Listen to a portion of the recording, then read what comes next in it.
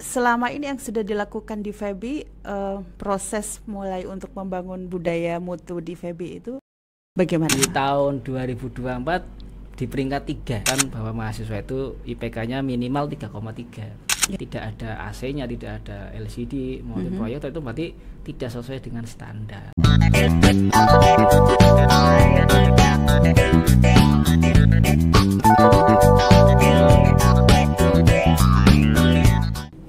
Oke, bismillahirrahmanirrahim. Assalamualaikum warahmatullahi wabarakatuh. Apa kabar? FEBI TV kembali hadir di sini dengan berbagai tema seputar pendidikan, kampus, dan lain sebagainya. Dan hari ini bersama saya, Amelia Rasid, yang akan memandu perbincangan kita di pagi hari ini. Hari ini kita akan berbincang tentang bagaimana membangun budaya mutu di FEBI, Fakultas Ekonomi dan Bisnis Islam, UIN Raden Mas Said, Surakarta. Sudah bersama saya di sini ada Bapak yang tentu saja sangat expert dalam bidang ini. Ada Bapak Mufti Arif Arfiansyah, Magister Akuntansi, yang merupakan Ketua Gugus Kendali Mutu di Fakultas Ekonomi dan Bisnis Islam UIN Raden Mas Said, Surakarta. Langsung saja kita sapa. Assalamualaikum warahmatullahi wabarakatuh, Bapak. Waalaikumsalam warahmatullahi wabarakatuh. Ya, alhamdulillah. Apa kabar hari ini? Alhamdulillah sangat sehat. Alhamdulillah sudah mulai masuk di kampus begitu ya. Jadi sudah mulai sibuk kembali. Walaupun gitu, sebenarnya kalau libur juga tetap sibuk ya, Pak. Iya, betul. Baik, Bapak, kita akan berbicara tentang membangun budaya mutu di FEBI. Di sini Bapak selaku Ketua Gugus Kendali Mutu di FEBI UIN Raden Mas Said tentu saja harus membidangi hal ini dengan baik begitu ya, Bapak ya. Tapi kita pengen tahu dulu ini begitu ya, nanti yang menyimak kita, sebenarnya Gugus Kendali Mutu itu apa ya, Pak ya? Ya, gitu. Jadi Gugus Kendali Mutu sebenarnya sebuah lembaga non struktural di FEBI ini, tetapi ini langsung di bawahnya LPM. Jadi artinya GKM atau disingkat GKM ini adalah kepanjangan tangan dari LPM, Lembaga Penjamin Mutu di tingkat universitas yang bertugas di fakultas. Dan ini nanti GKM ini langsung dipilih dan ditunjuk dengan SK Dekan, tetapi secara pedoman dan arah kerjanya itu nanti mengikuti dari LPM di universitas. Jadi ini per masing-masing fakultas ada begitu ya? Ada GKM. Baik, kalau di FEBI sendiri timnya ada berapa orang ini, Pak, untuk GKM ini? Kami di GKM ada 9 orang. 9 orang itu dengan struktur pertama ketua, kemudian ada sekretaris, kemudian kita di bawahnya memiliki 2 divisi. Jadi ada namanya divisi MESA, jadi monitoring, evaluasi, dan standar AMI, audit mutu internal. Kemudian ada lagi yang kedua adalah standar akreditasi dan kurikulum atau SAK. Dan kami punya anggota tadi 9 orang. 9 itu ya, Masya Allah. Nanti ini bertugas untuk menjamin mutu di FEBI ini supaya benar-benar berjalan dengan baik. Selama ini yang sudah dilakukan di FEBI, proses mulai untuk membangun budaya mutu di FEBI itu bagaimana, Pak? Ya, jadi budaya mutu itu sebenarnya sudah harus menjadi keharusan di setiap perguruan tinggi ya, termasuk di FEBI. Jadi kami di GKM itu sudah melakukannya dengan berbagai upaya. Salah satunya setiap tahun kita melakukan monitoring ya, setiap semesternya. Kemudian hasil monitoring itu kita sampaikan dalam audit mutu internal. Kemudian beberapa kegiatan kita juga melakukan FGD dengan pimpinan, kemudian dengan para dosen dan mahasiswa untuk mengambil gambaran-gambaran bagaimana kondisi di lapangan. Karena memang GKM itu salah satu tugasnya itu adalah memonitoring pelaksanaan standar mutu yang sudah ditentukan oleh fakultas. Oh begitu ya. Jadi setiap tahun itu pasti indikator-indikator itu apa dan sebagainya itu sudah ada pasti laporannya begitu ya, karena evaluasi tadi yang sudah dilakukan tentu saja untuk perbaikan di tahun berikutnya begitu ya, Bapak ya. Lantas bagaimana untuk memastikan bahwa program-program akademik di FEBI ini akan memenuhi standar mutu yang sudah ditetapkan begitu? Jadi untuk memastikan itu kita setiap tahunnya melakukan monitoring. Jadi monitoring itu kita sudah memiliki standar-standar mutu yang sudah ditentukan, kemudian dalam pelaksanaannya dilakukan oleh fakultas maupun beberapa unit di bawahnya. Nah, kami itu nanti melakukan monitoring dari pelaksanaan itu. Nah, kemudian dari monitoring itu kita menemukan temuan-temuan audit, kemudian dari hasil itu kita rekomendasikan. Jadi artinya siklus ini dinamakan PPEPP. Jadi dari penetapan sampai ke pengendalian dan perbaikan itu selalu dilakukan setiap tahun. Sehingga harapannya setiap tahunnya itu mutu di fakultas itu selalu meningkat. Jadi perbaikan misalkan contoh ya, di setiap pembelajaran itu misalkan dosen itu mengajar, kemudian dalam aktivitasnya dalam pembelajaran itu tidak diikuti dengan menggunakan metode-metode pembelajaran yang kekinian atau metode inovatif, atau mungkin menggunakan referensi yang tidak terlalu up to date, itu nanti akan menjadi rekomendasi kepada fakultas. Mungkin salah satunya adalah memberikan pelatihan-pelatihan kepada dosen-dosen bagaimana cara melakukan pembelajaran di kelas yang inovatif. Kemudian bagaimana mengintegrasikan hasil-hasil penelitian para dosen itu di pembelajaran di kelas. Nah, itu adalah beberapa rekomendasi yang dapat kita berikan kepada fakultas untuk meningkatkan mutu tersebut. Nah, begitu ya. Itu jadi dosen kalau seandainya melakukan penelitian begitu, pasti juga diupdate di fakultas juga ya, sudah melakukan penelitian apa dan sebagainya begitu ya. Lantas kemudian yang menjadi indikator evaluasinya ini apa ini di GKM FEBI UIN Raden Masaid ini?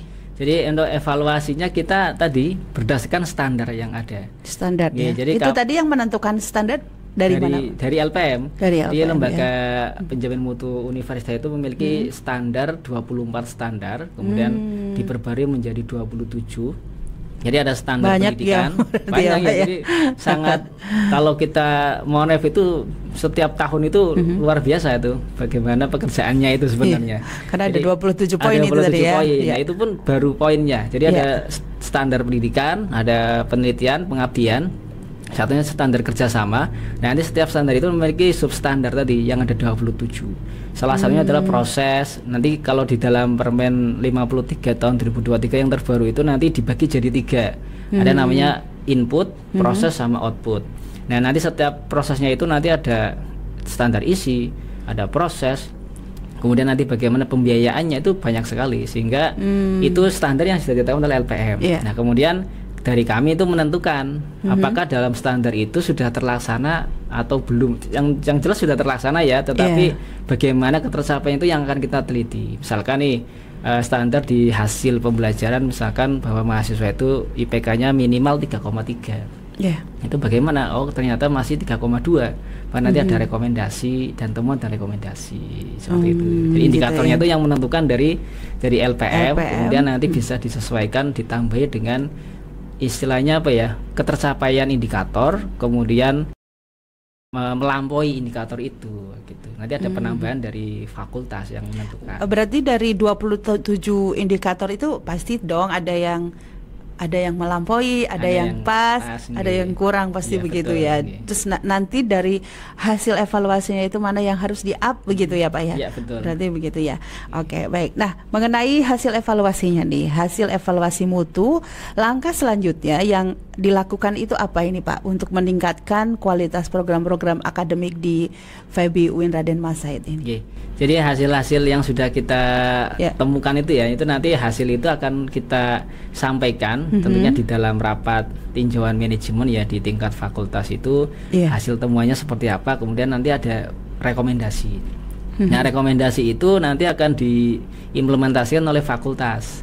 Sebagai contoh tadi ada pelatihan pembelajaran di universitas di tingkat dosen ya, prodi, kemudian nanti misalkan di sarana prasarana misalkan ada temuan bagaimana ketersediaan ruang kelas dan sebagainya, itu nanti akan menjadi temuan-temuan dan akan direkomendasikan dalam kebijakan. Oh, jadi kayak sarana prasarana termasuk bagian dari untuk mendukung dari mutu di fakultas ya. Salah satunya di pembelajarannya itu kan ada namanya standar mutu Sarpras. Jadi artinya seperti meja kursi, AC itu semuanya nanti ada standarnya. Jadi tidak mungkin nanti kalau dalam satu kelas itu ditemukan tidak ada AC-nya, tidak ada LCD, multiproyektor, itu berarti tidak sesuai dengan standar. Nah, itu nanti akan dijadikan rekomendasi sehingga fakultas itu akan memprogramkan kegiatan untuk meningkatkan mutu tersebut. Nah, kayak gitu. Oh, begitu ya.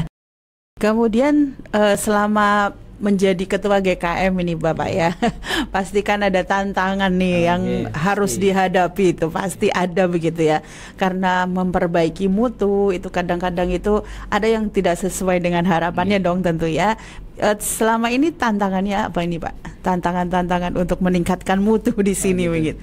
Ya, jadi selama kita bergerak di pengelolaan GKM ini, kurang lebih kalau saya pribadi sudah dari tahun 2022 udah 3 tahun, itu memang tantangan terberat itu adalah sebenarnya partisipasi dari seluruh sivitas.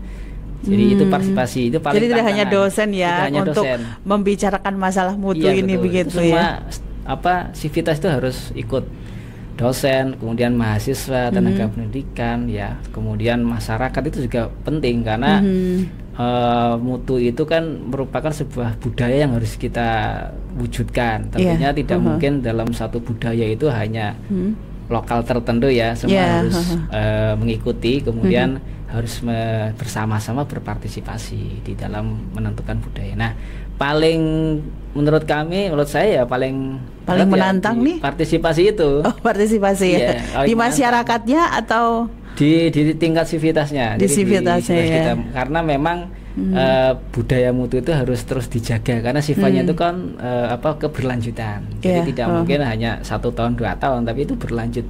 Jadi logikanya itu terus mengalir, bagaikan perusahaan itu setiap tahun itu harus meningkat keuntungannya. Nah, kita harus di universitas harus meningkat mutunya dan seterusnya seperti itu. Oh gitu ya. Tentang peningkatan mutu tadi ya, apakah diperlukan semacam pelatihan, pengembangan begitu ya dalam meningkatkan mutu program-program tersebut begitu Pak? Ya. Itu sangat penting sekali, sangat perlu sekali itu. Jadi pelatihan-pelatihan dan juga mungkin sosialisasi itu sangat penting karena kalau pelatihan itu lebih kepada di tingkat pengelola universitas maupun fakultas kita itu harus ada pelatihan-pelatihan bagaimana menerapkan standar-standar mutu. Kemudian sosialisasi juga penting karena biar semua sivitas itu memahami bagaimana standarnya sehingga kita bisa bersama-sama untuk melaksanakan. Berarti ini dijadwalkan begitu ya Pak, semacam pelatihan, pengembangan itu atau by ini saja, kebutuhan saja. Oh ini kayaknya lagi butuh pelatihan ini, atau memang sudah direncanakan begitu, atau berdasarkan hasil evaluasi itu tadi. Ya, jadi kalau berdasarkan pertama hasil evaluasi. Hasil evaluasi menjadi dasar kita untuk melakukan tindakan berikutnya. Tetapi kita punya punya kegiatan ya. Jadi yang dapat diprogramkan setiap tahunnya bagaimana kegiatan kita, ada namanya diskusi ya. Diskusi itu nanti akan dilaksanakan setiap tahunnya dalam rangka itu untuk mendiskusikan bagaimana pelaksanaan mutu yang sudah dilakukan fakultas, bagaimana meningkatkannya seperti itu. Oh gitu ya. Kemudian proses membangun budaya mutu ini akan dikatakan berhasil ketika kapan nih Pak? Oh gitu. Jadi sebenarnya kalau mutu itu kan sifatnya berkelanjutan ya. Jadi dan berkembang ya Pak ya. Dan berkembang. Tetapi setidaknya misalnya begini, di tahun ini standar mutu ini sampai pada level apa begitu? Sifatnya apa nih Pak? Indikatornya, penilaiannya pada apa begitu, atau apa ini ukurannya biasanya? Ya, kalau kita biasanya setiap tahun itu ada tadi AMI ya, audit mutu internal itu untuk melihat bagaimana poin ya ataupun nilai indeksnya setiap tahun. Nah itu kita ukur dari situ. Jadi alhamdulillah untuk tahun 2024 kemarin kita mendapatkan 3,4. Ya, jadi dari nilai 4 ya, maksudnya 4,0 untuk nilai tertinggi. Nah itu kita 3,4 dan itu setiap tahun meningkat. Jadi dari angka itu kita bisa melihat bagaimana peningkatan yang telah dilakukan menuju nilai 4,0. Di antara fakultas-fakultas yang lain di UIN Raden Mas Said ini, untuk FEBI sendiri ada di peringkat keberapa atau bagaimana? Kalau untuk di tahun 2024 di peringkat 3. Ya, di peringkat 3 ya. Dari laporan dari AMI yang terakhir 3 ya, jadi di peringkat 3. Belum sampai ke peringkat 1, tetapi ini mudah-mudahan nanti bisa. Makanya ditargetkan bisa 2 kemudian 1 gitu ya Pak ya. Oke. Kemudian sedikit saya mendengar begitu ya tentang bagaimana peningkatan mutu di FEBI ini ada glokalisasi. Ini gimana sih sebenarnya Pak? Oh gitu. Ya ini kalau glokalisasi itu kan merupakan dari tagline dari universitas ya Bapak Rektor, bagaimana budaya-budaya lokal itu kita angkat ke internasional. Jadi glokalis. Jadi ketika kita punya budaya bahwa di Jawa itu mungkin ada budaya gotong royong, kemudian kerjasama ya, saling mengenal tetangga kita. Yaitu hal-hal nilai-nilai lokal itu bisa kita bawa ke tingkat internasional. Artinya dengan budaya-budaya lokal itu kita bisa mengenalkan ke dunia internasional, sehingga tidak hanya globalisasi ya, tapi kita ada lokalisasi. Lokalisasi, ya, oke, begitu ya. Makanya itu menjadi ciri khas ya, berarti ya, dari UIN Raden Masaid begitu ya. Implementasinya kalau di FEBI biasanya bagaimana nih Pak, lokalisasi ini? Nah, kalau lokalisasi biasanya kalau di FEBI itu setiap ada kegiatan-kegiatan itu biasanya menggunakan istilah-istilah daerah budaya ya. Kalau kita lihat misalkan di ruangan-ruangan di tempat FEBI itu kan menggunakan nama-nama seperti Mangkunegaran, ada pura itu kan. Jadi menggunakan nama-nama daerah ataupun menggunakan istilah keraton itu kan. Itu adalah salah satunya. Kemudian kegiatan-kegiatan itu juga dilakukan dengan menerapkan budaya-budaya lokal. Jadi kita harus selalu meningkatkan itu, tidak melupakan ya, juga mengenalkan. Misalkan di dalam penelitian itu juga demikian Bu. Jadi budaya lokal itu dilakukan penelitian, kemudian dibandingkan dengan bagaimana implementasi di tingkat internasional, misalkan seperti itu. Begitu, mantap. Apa nih harapan Pak Mufti begitu ya, untuk 2025 ini untuk peningkatan mutu di Fakultas Ekonomi dan Bisnis Islam di UIN Raden Masaid ini? Jadi harapan kami mudah-mudahan nanti kedepannya tahun 2025 dan seterusnya itu memang mutu itu menjadi salah satu panglima. Panglima ya. Jadi karena panglima dia tertinggi, artinya seluruh sivitas FEBI itu bersama-sama bergerak untuk mendukung terlaksananya peningkatan dari mutu. Nah, begitu. Untuk karakter yang diharapkan dari masing-masing sivitas bagaimana supaya ini termasuk standar mutu nih? Gitu. Nah itu gimana? Jadi kalau untuk karakter dari sivitas kita ya, itu artinya kita ya selalu berpartisipasi dalam berbagai kegiatan apapun di fakultas. Jadi baik itu dosen, tendik, mahasiswa itu seluruhnya harus berpartisipasi. Tentunya kegiatan-kegiatan yang ada itu adalah dalam rangka untuk memenuhi kegiatan yang berstandar. Sehingga ketika ada kegiatan-kegiatan yang sifatnya fakultas dan semuanya diundang, itu semuanya harus ikut berpartisipasi seperti itu. Jadi harapannya istilahnya kepedulian semua sivitas untuk melaksanakan, untuk berpartisipasi dalam pelaksanaan kegiatan pengendalian ataupun tercapainya standar mutu di fakultas. Oke, baik. Yang menjadi pembeda udah ya tadi ya, tentang pembeda antara FEBI dengan fakultas lain pasti kan ada ini Pak ya, yang rasanya benar-benar ini tidak ada nih fakultas lain. Gitu. Ada nggak nih Pak? Wah, kalau pembeda dengan fakultas lain sebenarnya sangat banyak ya. Kalau kita bisa melihat dari fakultas-fakultas lain yang ada di contohnya seperti apa ini? Nah, kalau di fakultas FEBI itu yang mungkin ini bukan mungkin ya, karena ini sudah menjadi hal yang sangat wajar karena kita berada di fakultas ekonomi ya. Jadi kalau kita masuk ke fakultas ekonomi itu suasananya itu sudah nggak seperti fakultas lagi ya. Jadi kayak di mall ya Pak? Kayak di mall ya. Kita masuk disuguhkan dengan kafe, kemudian ada ATM ya, anjungan, kemudian ada vending mesin, ada perbankan. Itu jadi suasananya itu sudah berbeda ya untuk sarana dan prasarana. Kemudian dari suasana mahasiswa juga pun demikian. Jadi kalau kita melihat di fakultas kita itu kan mahasiswa banyak juga bercengkrama di taman-taman kita, kemudian di kafe itu menumbuhkan bahwa fakultas kita itu hidup. Seperti itu.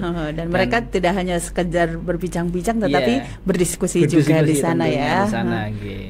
Baik, berarti sarana dan prasarana memang sangat cukup mendukung dunia pendidikan di kampus ini begitu ya.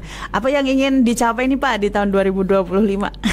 Kalau tadi hanya harapan begitu, tapi kan kalau yang ingin dicapai itu biasanya sudah terukur gitu ya Pak ya. Ya gimana nih kalau yang ingin dicapai kira-kira apa ini? Ya, jadi kalau dari GKM sendiri yang ingin dicapai di tahun 2025 itu adalah nanti kita akan menghadapi 2 akreditasi dari akuntansi syariah dengan ekonomi syariah. Ini mudah-mudahan nanti bisa tercapai akreditasinya unggul untuk AKS, kemudian dari baik sekali untuk ekonomi syariah. Jadi salah satu targetnya adalah itu, kita GKM untuk mendukung penuh bagaimana penilaian dari audit eksternal itu bisa berjalan dengan baik dan sesuai dengan harapan kita. Masya Allah, semoga tercapai nih Pak ya di 2025. Jadi apa namanya tentang budaya mutu di sini. Tapi ini sudah mulai tercipta ya Pak, budaya mutu di FEB itu sudah mulai tercipta dengan baik begitu ya. Ini yang paling terbaru itu adalah bagaimana partisipasi mahasiswa kita ketika melakukan perkuliahan. Jadi kita sebagai informasi untuk semester ini, kita bisa memantau secara real time bagaimana kehadiran dosen di kelas-kelas, kemudian bagaimana mahasiswa menilai dosen, kemudian bagaimana mahasiswa itu memberi rating kepada dosen. Itu ada. Kita berarti dosen sekarang juga dimonitor gitu ya sama mahasiswa ya. Pelaksanaan kuliah itu. Kita baik dosen tetap maupun dosen tamu begitu ya. Semuanya kita monitor. Gitu. Begitu ya, dalam rangka mutu itu lebih mutu baik itu, gitu. Harapannya apa nih kalau nanti sudah tercipta budaya mutu yang baik di FEB ini, harapannya apa nih Pak? Harapan utama sebenarnya dari pencapaian mutu ini adalah kembali lagi kepada mahasiswa. Jadi dengan harapan mahasiswa itu masuk ke Fakultas Ekonomi, kemudian dia akan lulus itu menjadi mahasiswa atau alumni yang memiliki potensi, memiliki profil lulusan sesuai dengan ketercapaian dari capaian kita. Artinya mereka akan lulus dengan kompetensi yang ada, kemudian kemampuan yang akan diserap oleh tenaga kerja di luar. Jadi artinya mutu ini memang muaranya sebenarnya lagi-lagi untuk mahasiswa seperti itu. Supaya nanti perannya di dalam masyarakat menjadi jauh lebih baik begitu ya. Baik, Masya Allah, terima kasih banyak Bapak untuk hari ini tentang bagaimana membangun budaya mutu di FEB. Demikian tadi pemirsa semuanya, bagaimana membangun budaya mutu di Fakultas Ekonomi dan Bisnis Islam bersama Ketua Gugus Medali Mutu Bapak Mufti Arif Arfiansah, Magister Akuntansi. Terima kasih untuk hari ini, terima kasih juga Bapak atas penjelasan dan sharingnya. Semoga semua instansivitas akademika akan mampu saling bekerja sama untuk mendukung sehingga tercipta budaya mutu di FEB ini sebagaimana yang diharapkan. Terima kasih ya. Wassalamualaikum warahmatullahi wabarakatuh. Waalaikumsalam warahmatullahi wabarakatuh.